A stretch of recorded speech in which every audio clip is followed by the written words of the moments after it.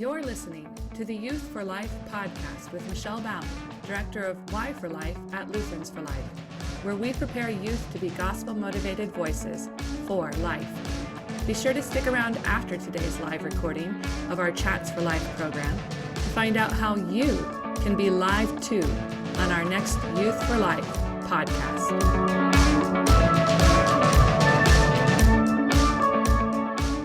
Hello and welcome to this edition of Chats for Life and our podcast. Today I have my intern Emma with me, and we're going to be talking about dating, relationships especially that lead into marriage. So thanks so much for being with me today, Emma, and for having the conversation. And just to full disclosure, I am married, right? So I'm not looking for that type of relationship. But also, Emma, this is appropriate for you, right? Because yeah, definitely. Yeah, because you are in a serious dating relationship that hopefully will lead to marriage. And so it's an exciting topic to cover, right? Yes, definitely. Very prevalent in my brain. That's right. So what sort of questions do you want to start off with? Well, so we talk a lot about what to look for in a spouse. So I kind of would like to touch on that a little bit, but then also maybe like dive in a little bit deeper as to like how to actually date from a Y4Life perspective. Yeah. Okay, so it's a good place to start. What to look for in a spouse, right? Because we don't want to marry someone accidentally, right? We don't want to marry someone and then look back and go, "Oh gosh, I probably should have been looking for these things." And so as Christians, we're definitely going to want to look for someone who's in the faith. Now, it may be that we have this really great friendship that ends up being romantic, and then we're like, okay, well, this person isn't Lutheran. And so it is important. God's word does talk about being evenly yoked with your spouse. So if you're dating someone who's not Christian, in particular, you're setting yourself up to fall in love with someone who's not Christian. So my dad used to say, just remember that you might date a lot of people, but eventually you will marry someone you date, right? So only date someone you'd be willing to marry, right? It's not that you marry every person you date, but you will marry one of them. So only date someone you'd be okay with marrying. So obviously faith is going to be number one. As Christians, we want to marry someone who will support us in the faith, who we will be able to support in the faith, but also marriage itself is a union that God has designed that's not just about two people. Marriage certainly includes God, right? A strand of three cords is not easily broken, the Bible tells us, and that strand should be you and your husband, a wife and a husband, and God himself. But marriage often results in the gift of children. Again, marriage is not just for the couple. We want that marriage to be filled with and founded on Christ, so that it can provide the life-affirming care for children, that it can bring those children to the baptismal font to be made children of God and members of God's household for eternity. And if you're not on common ground there, that makes raising children even harder. Again, the more people we have in our home that are naturally sinful, the more we're going to have issues that have to deal with sin, right? And parenting is a wonderful, wonderful vocation. It's one that you invest your life in. You invest a great deal of your life in and a great deal of your energy. And sometimes it is hard. But if you and your spouse have that same foundation, right? We're doing this for our kids. We want our kids raised in the faith. That's an element you don't have to worry about, right? Baptism is a no-brainer when you're a Lutheran and a Christian. So yeah, I think number one, you're going to want to look for a Christian. Also, I would highly recommend looking for someone who's Lutheran. That doesn't mean that people can't convert to Lutheranism. In fact, that happens more than we think. So that conversion from maybe one religion to another, or from no religion to Christianity, does happen more than we think. But again, that should be solidified before we start talking about marriage. Other things you're going to want to look for, just very quickly, women, we have this natural capacity and this natural propensity for caring for and taking care of others. And that's a good propensity. But one of the things that we see with young women who date is this desire to maybe sometimes to mother the person that we're dating, right? Maybe you've seen that on college campuses where, Hmm. yeah, maybe a guy doesn't have his act together, and so the girlfriend just kind of takes care of things. Maturity sometimes lacks. Yeah, yeah, yeah, you're right, right? So there's some maturing still to do. And I think when you're looking at marriage, at someone you want to marry, he shouldn't need you to be his mother, right? He shouldn't need you to change him. He shouldn't need you to make sure that he gets up and goes to church on Sunday morning. Those sorts of things, right? You're looking for a young man who's mature, who will be a good husband, and who will be a good caretaker. As a wife, you will be called to be his helpmate, not his mother. And so, and hopefully you will be also called to be his and your children's mother, but not his. And so you want a young man who is mature enough to take care of himself, who has goals for the future, who's whether that's working or education, who is self-motivated to follow those goals, right? So we're not looking for someone who wants to stay at home and play video games all evening and all weekend. And again, playing video games, that's okay if that's the way that we rest, but that's not for most of us, that's not going to be a career option. And then of course you're going to want to look for someone who will be a good match for you, someone who admires you and who loves you and wants to care for you, who speaks well of you, who doesn't degrade you, who exemplifies to the best of his ability what love is. And God has defined love for us, right? It is patient, it is kind, it does not envy, it does not boast, it is not cruel. There's again, lots and lots of Bible verses that can define love for us. So, and if you're a guy, you're going to be looking for a woman who's willing to be a helpmate. Maybe you want a wife that has career goals, but also you'll definitely want a wife who's open to the possibility of children and to mothering and to raising children. Again, not that young men, not that husbands and dads shouldn't be active. They should. And they should definitely be part of raising kids. But you do want a wife who's going to be open to that possibility, open to the gift of children, as well as one who is faithful, she will carry your name, right? And so someone with a good reputation, someone who will uphold your reputation, but also someone who can respect you. And it's not that she won't ever disagree with you. Certainly, if I were a man, I would not want a wife who is just like, yes, whatever you say, Mhm. right? But someone who will help you grow and who will help you grow in the faith. And again, a wife is a gift from God. God's word tells us that she is the most precious jewel that you'll ever be gifted. Not just someone you get along with, but someone that you can love and admire, and who will allow you to care for her, right? Who won't be challenging you as head of the household, who may challenge your growth, right, and your thoughts, but who in the end will recognize you as a gift of that God has given her, the gift of someone that will be her head, right? So headship is really not necessarily being in charge, but recognizing that you have people in your charge, right? So that you have been given people to care for and to take care of, and provide for and protect. And so a woman who's willing to allow you to be a head, and to exhibit headship is also important.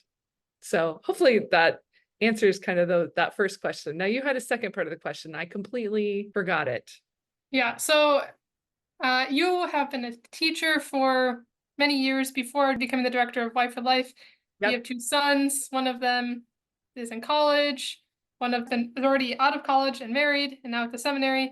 Um, So, how did you lead them through dating or prepare them for dating? Or what did you see in your classrooms that you're like, oh boy, or, just Yeah.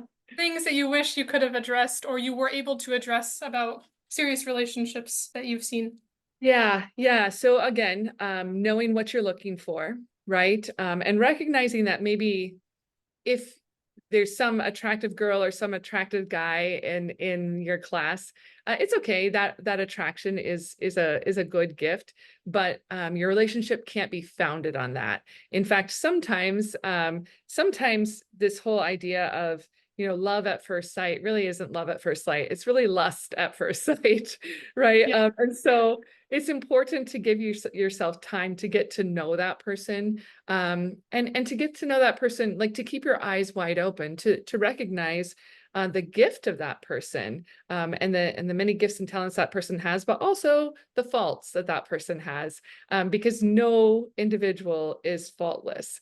And so it's fun to start a relationship and everything is perfect, but it's important to to work through conflict with that person before you get married, to maybe see some of those faults, and to decide, is this are these faults I can live with, right? Are these is this human being who is a gift from God, are the things that he or she does, um am I going to be okay with maybe those habits? Because the truth is, you're not going to change a lot of those habits once you get married. So looking at the whole person in a realistic perspective, and that is really hard to do those first few months of dating, because the first few months of dating, it's all roses and butterflies and rainbows, and so it's okay to take your time, and I would say taking your time is a good thing. I would say it's important to again to delve into the faith and to do those faithful things together, to go to church together, to pray together, to do devotions together. Is that person willing and open to that activity, willing to participate? My dad used to, and I remember I did not like his rules about dating, but I'm so glad he had those rules now as I look back. But 2020 hindsight is an amazing thing. it is. So, like the rule, you can go on one date. However, before you go on a second date with a guy, you have to find out, is that guy Christian? Is he going to church? And if not, you have to invite him. I know that a lot of in modern dating circles, you don't necessarily go on a date before you know someone well, but so let's just say serious talking, right? That's kind of the terminology that's used now. So during that time, that period of talking, maybe you limit yourself to, yeah, 3 or 4 in-depth discussions before you bring up, what about Jesus, right? And maybe you only limit yourself to one in-depth discussion before you bring that up. But I think it has to come early. The faith has to come early. In most healthy relationships, I see this in marriages that last a long time. You're honest and you have conversations that are meaningful before marriage, like, what are your views on child rearing, right? What is your vision for the future? How important is the faith in your life? What do you think about these life issues like abortion, and some things that can be controversial in society? I think it's really important to have those discussions before you agree to get married, before you tie the knot, because again, that is a knot that should be tied forever. Um, so I so those are think some of the things. Yeah. I think kind of with the faith, the common view of life issues is good for child raising too, especially in our society today. I've recently read Raising Conservative Children in a Woke City by Yeah. Katie Faust and Stacey Manning. And they talked a lot about that, more like just making sure you and your spouse have a commonality on how you approach life issues, to just so that your children don't get blindsided by the media and society and stuff. But the same is true then for faith. If you have that common ground and know where you both stand, it makes the future a lot easier. Especially, I mean, most of those are connected intimately to identity, right? Mhm. What is the identity of a child in the womb? And what if that child has a diagnosis that will make that child's life shorter? If we know identity, if we know that that child is a created child of God, that child has been redeemed by Jesus and the Holy Spirit desires an eternal relationship with that child, then that child, no matter what the disease or diagnosis that child has received, that child is a special gift, right? And so the idea of ending that child's life before the child is born is not even an option. Just having a recognition of identity, those very basic things that deal with not only faith but life issues. It's an important discussion to have before you're married. What if your spouse comes down with an illness that causes him to be bedridden for many, many months or for the rest of his life, right? What if there's a tragic accident? Again, how do we respond to these life issues? So they're good topics. They're hard topics. They're probably not first date topics, but they're definitely No. they're definitely topics to talk about before deciding whether you're going to be marrying someone. And just to take the time to have those topics. So if that means that your dating happens for a long period of time, then that's okay. I think getting through that information is good. Once we're engaged, then I would say once you're engaged, those topics you've talked through them. And so long engagements, I'm not a big fan of. I'll just put that out there, right? Because once we're engaged, we are on the trajectory of marriage.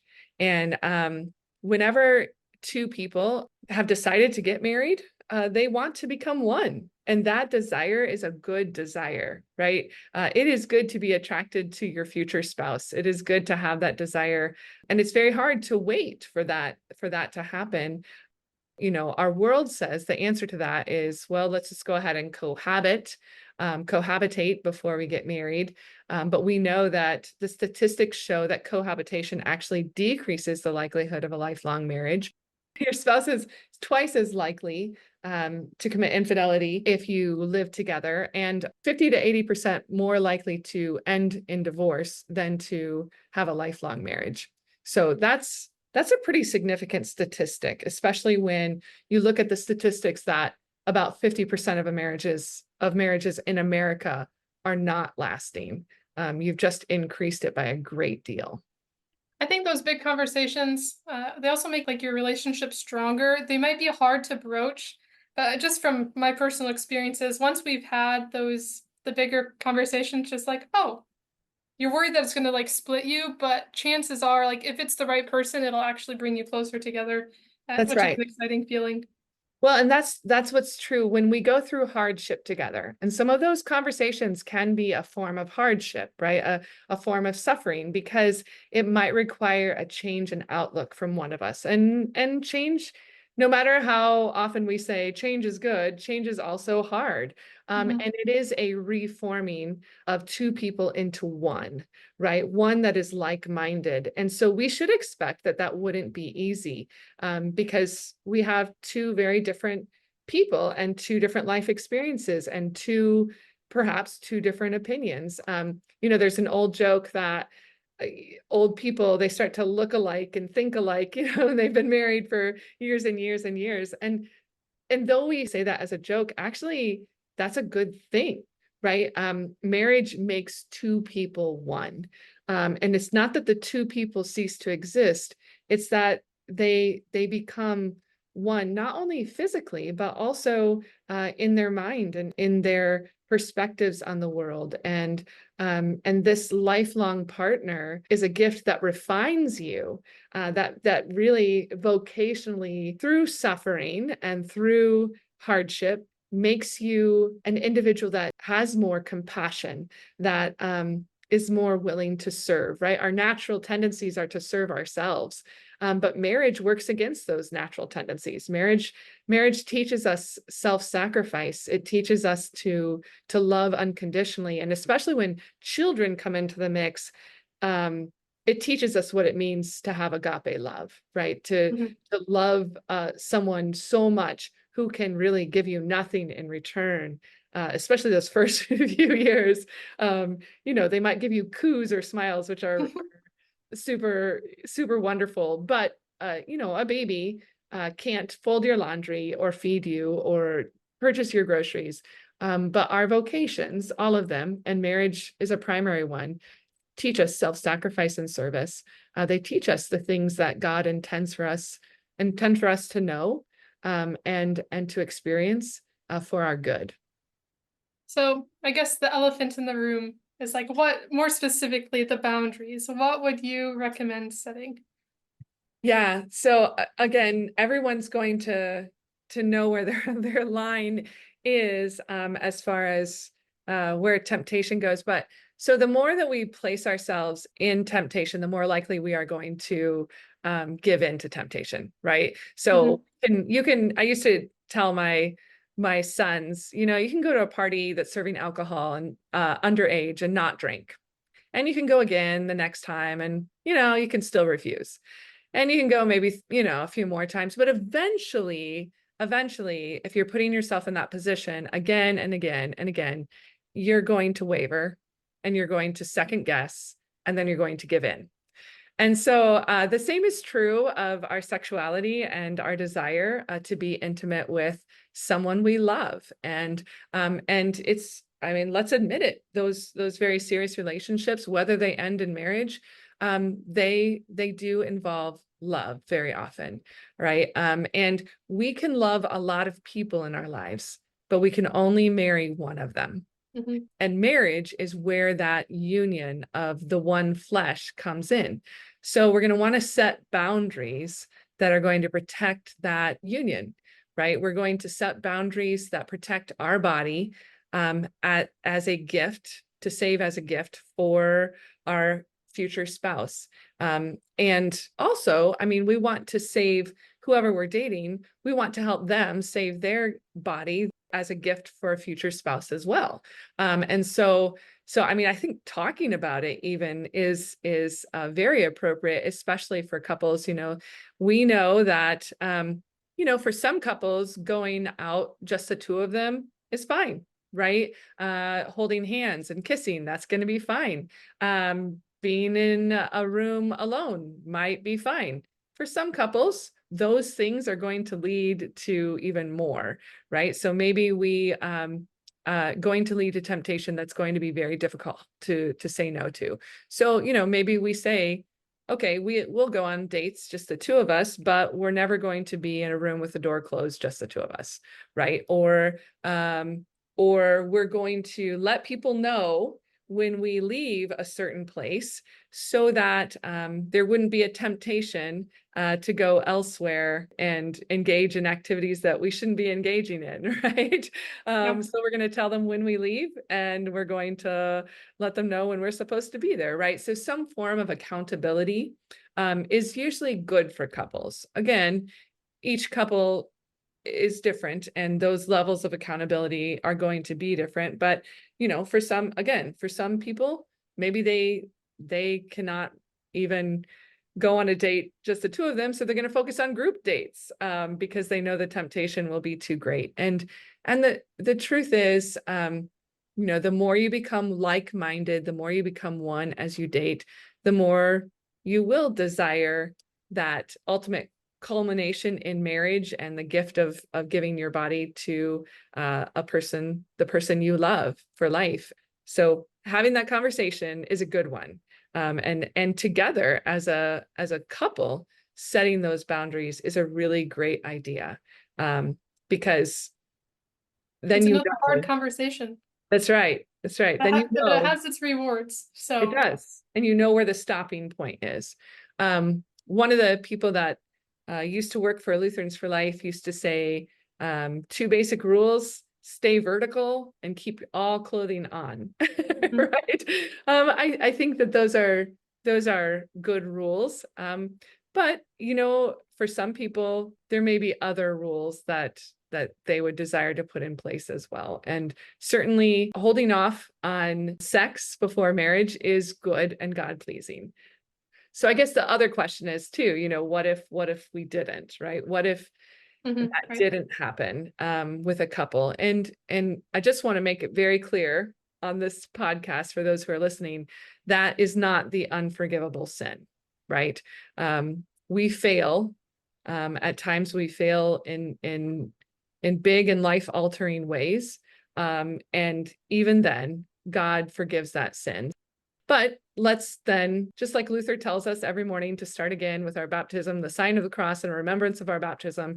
Let's also remember then that's not an activity or tie to another person that God desires for us, right? So as a couple, make the decision to stop engaging in sinful ways and wait until marriage. And again, if your future spouse is unwilling to follow God's commands, then maybe that's not the spouse you should be marrying, right?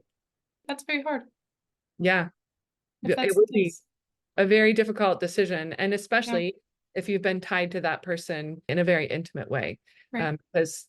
Because the work that God does when two flesh become one is not supposed to be broken, and it is a tying that is supposed to be permanent, right? And so yeah, that would be a very difficult thing to do. Again, I just encourage, have the conversations before, set the limits before, and trust that God has good gifts to give. I mean, his laws protect the gifts he intends to give. And so when he says, we should not commit adultery, it's because he intends to give us some really wonderful gifts inside marriage. He doesn't want to hurt us.